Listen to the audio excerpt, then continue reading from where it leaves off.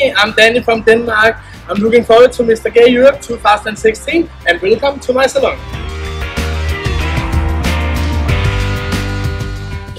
This is here I have my regular lovely customers. One of the things I think is really important is to let the LGBT youth think or understand that diversity is so good.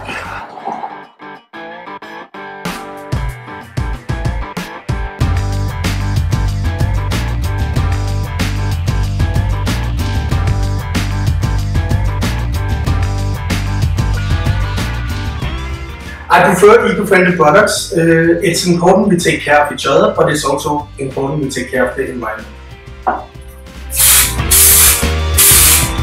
Thank you for your words and see you to Mr. Gay Europe 2016.